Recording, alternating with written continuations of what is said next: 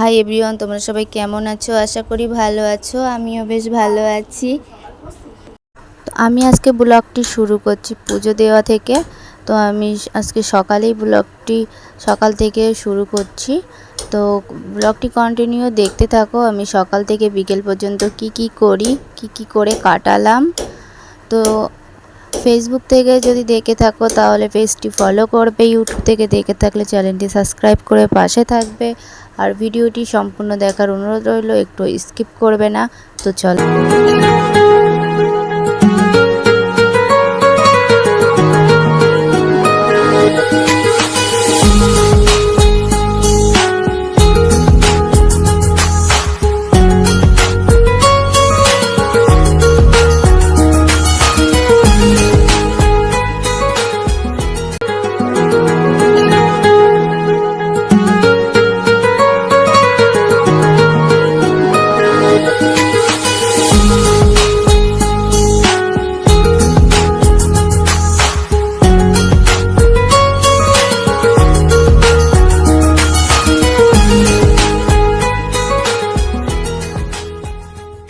তারপরে চলে এলাম আমি রান্নার কাছে, কারণ তোমাদের দাদা ভাই খেতে চলে আসবে। তো সেই জন্য আলু ভাজা করছি আর এই দিকে ভাতটা বসিয়ে দিয়েছি। তো তোমাদের দাদা ভাই প্রায় চলে আসার সময় হয়ে গেছে, তো সেই জন্য আলুটা ভাজা করে নিচ্ছি। তো চলো দেখতেই থাকো ভিডিওটি। আর একা কখনো বড় হওয়া যায় না, সবার ভালোবাসা কিন্তু অবশ্যই প্রয়োজন বন্ধুরা। তো তোমরা আমাকে একটুও সাপোর্ট করছো না, একটু সাপোর্ট করো। তোমাদের কাছ থেকে এইটুকু চাওয়া, এর থেকে কিছুই আর চাওয়ার নেই আমার। তো চলো।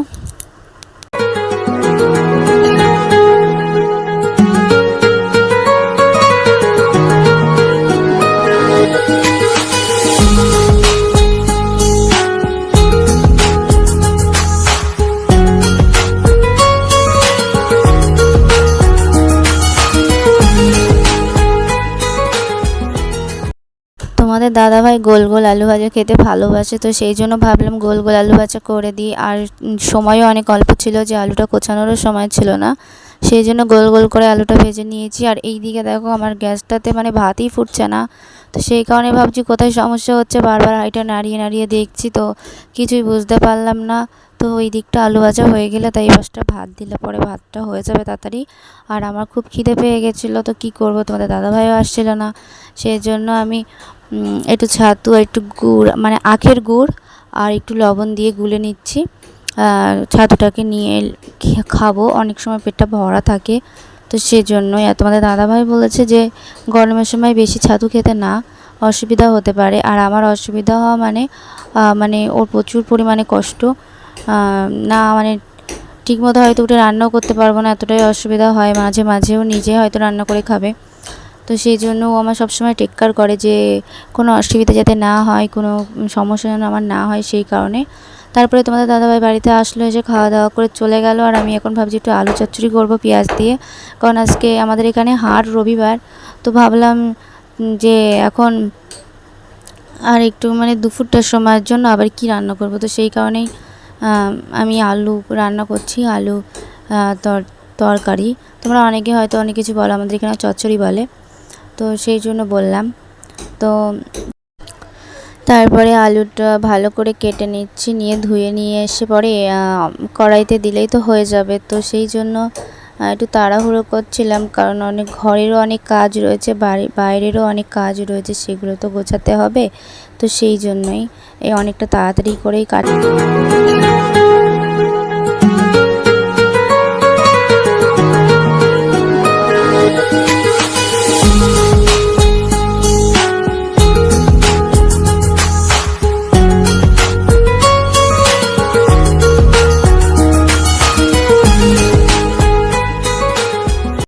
তারপরে আমি পেঁয়াজটা কেটে নিচ্ছি। আর পেঁয়াজটা কাটার সময় এত পরিমাণে চোখটা আমার জ্বলছিল, সে কী বলবো, এত পরিমাণে চোখ মুখ প্রচুর পরিমাণে জ্বালা করছিল।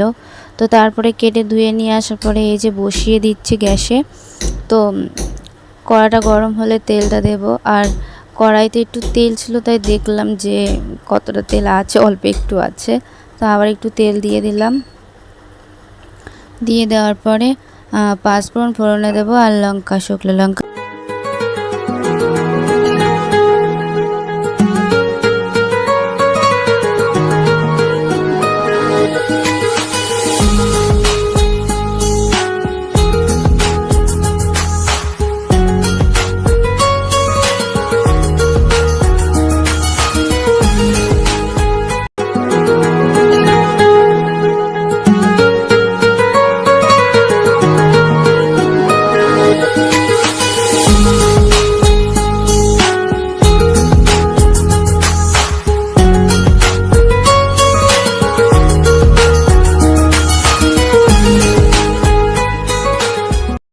তরকারিতে যখন হলুদ দিচ্ছিলাম তখন ভিডিও ক্লিপটি নেওয়া হয়নি।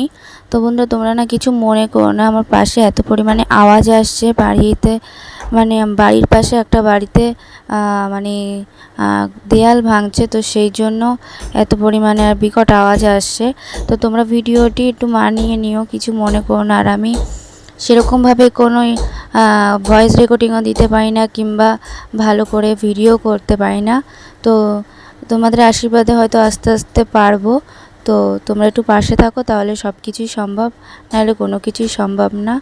তো আমি এখনই ঘরটা গুছাচ্ছি, কারণ তোমরা প্রত্যেক ভিডিওই দেখবে যে আমি আলনাটা আমার অগোছালো করা থাকে, কিন্তু এখন অগোছালো করা নেই, পরিষ্কারভাবেই রাখা রয়েছে। কারণ তোমাদের দাদাভাই এখন লম্বা প্যান্ট ট্যান্ট পরছে না, সেরকম একটা পুরো গেঞ্জি পরছে না গরমের কারণে, আর ওর প্রচুর পরিমাণে গরম, তো সেই কারণেই।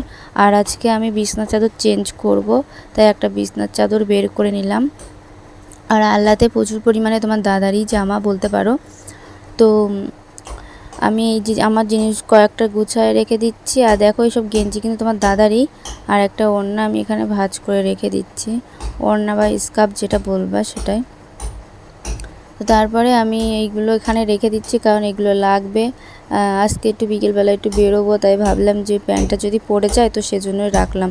আর আজকে এই বেডশিটটা পাল্টাবো, কারণ বেডশিটটা প্রায় 5-6 দিন রাখা হয়ে গেছে, তো সেই জন্যই ভাবলাম যে না, এটা আজকে চেঞ্জ করে ফেলি। আর চেঞ্জ করে কেচে দিই, আর আমি সঙ্গে সঙ্গেই না কেচে দিই, আর সঙ্গে সঙ্গে না পারলেও 2-3 দিন পর কেচে দিই, তবুও কেচে দিই, আর রেখে দিই না আমি এভাবে, কারণ বেশি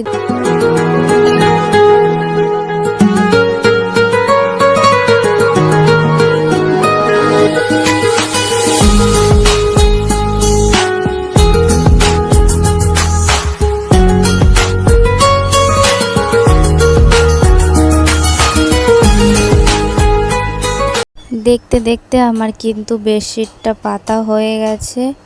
আর এই যে আমি ঠিক করে দিচ্ছি, আর দেখো মানে ক্যামেরাতে মনে হচ্ছে নোংরা নোংরা, কিন্তু এটা কিন্তু নোংরা নয়, পরিষ্কারভাবেই রাখা। তো মানে ক্যামেরাতে এরকম দেখাচ্ছে, তো পরে একদিনকে তোমাদেরকে ভালোভাবে দেখাবো। তো এ দেখো এটাও নতুন, আগের যেটা ছিল সেটাও নতুন। আমার প্রায় 3-4টে বিছনার চাদর নতুন, মানে বেডশিট। আর এই যে আমি এগুলো গোছায় রাখলাম, আর ওখানে চাদরটা রেখেছিলাম সেটা বাইরে নিয়ে গেলাম। বাইরে নিয়ে গিয়ে এখন পরিষ্কার করে নিচ্ছি ঘরটা, কারণ ঘরটা মুছবো। পরিষ্কার না করে নিলে না যত নোংরা আছে ওই কাপড়টাতে মানে জড়িয়ে যাবে, আর তখন ওই নোংরা জল বেরোবে, বুঝেছো?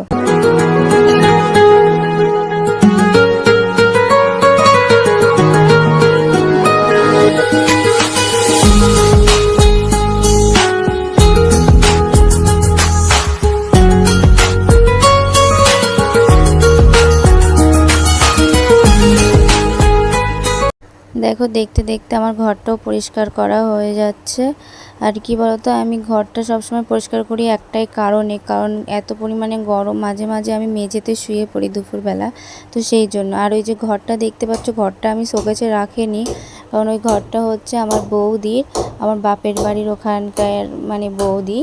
তো সেখানে আমি ঘরটা সেখান থেকে এনেছিলাম, আমাদের বাড়িতে চড়কের সময় ঠাকুর আসবে, তাই আমি ঘরটা এনেছিলাম। তো ঘরটা দিয়ে আসা হয়নি, ঘরটা দিয়ে আসবো, যেদিনকে দিয়ে আসবো সেদিনকে আমার বাবার বাড়ির এলাকাটা তোমাদেরকে ঘুরিয়ে দেখাবো। তো কেমন দেশ, কোথায় থাকতাম আমি, আমার কোথায় জন্মস্থান ছিল, সমস্ত কিছু। তো তোমরা যদি এই ভিডিওতে কমেন্ট করো যে দেখতে চাও, তাহলে অবশ্যই তোমাদেরকে ঘুরে দেখাবো। আর দেখো তোমাদের সঙ্গে কথা বলতে বলতে আমার কিন্তু সম্পূর্ণ কাজটা হয়ে গেল। তো আমি এখন ঘরের বলতে কি বলো তো, বারান্দাতে, আর বাইরে এত পরিমাণে রোদ না যে বসে কাচার মতো অবস্থা না, তো সেই জন্য আমি এখানেই মানে ভালো করে চটকে নিলাম, কারণ মানে নাহলে নোংরাগুলো উঠবে না। তারপরে ভাবলাম যে গ্যাসটা পরিষ্কার করে নিই, আর আমি দুপুরবেলা রান্না করে নিয়ে গ্যাসটা পরিষ্কার করে রাত্রে রান্না করি, আবার পরের দিন সকালবেলা মুছে নিয়ে আবার সকালের রান্নাটা করি। তো চলো।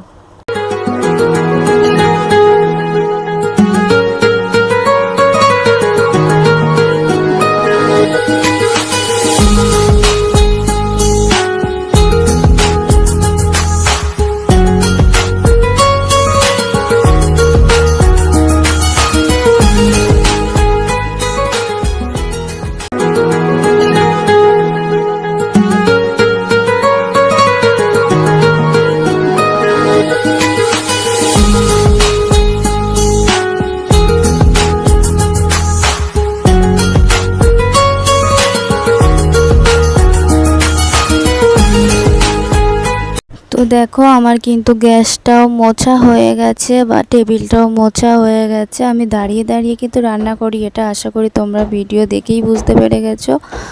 তো এই যে আমি সম্পূর্ণটা গুছিয়ে নিচ্ছি, আর এখানে আলু পেঁয়াজের খোসা ছিল সেটাও মানে পরিষ্কার করে নিচ্ছি। তো পরিষ্কার করে নিয়ে ঘর বলতে বারান্দাটা আমি লেপে নিচ্ছি। যেহেতু আমি গ্রামের মেয়ে, আমার সমস্ত কিছু অভ্যাস আছে। যেমন আমি সেজে গুজে ভিডিও করতে পারি, তেমন আবার বাইরে সমস্ত কাজও কিন্তু আমি করতে পারি। তো তোমরা দেখেই বুঝতে পারছো যে আমি একটা সাধারণ পরিবারের মেয়ে আর সাধারণ পরিবারের বউ। তো সেই কারণেই কিন্তু আমার সমস্ত কিছু কাজ করার অভ্যেস আছে।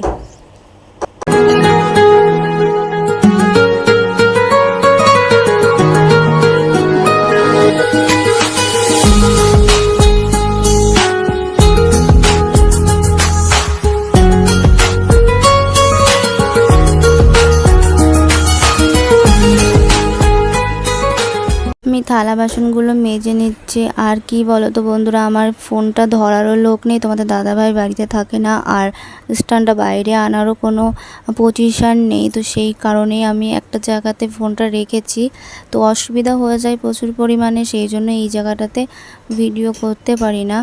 তো সেই জন্য একটু তোমরা মানিয়ে নাও, কারণ আমি বুঝতে পারছি তোমাদের একটু অসুবিধা হচ্ছে, তবুও কি করবো বলো, কিছু তো করার নেই। তো তোমরা আমাকে একটু ভালোবাসা দাও, তাহলে অবশ্যই কিন্তু সব কিছু সম্ভব হয়ে যাবে।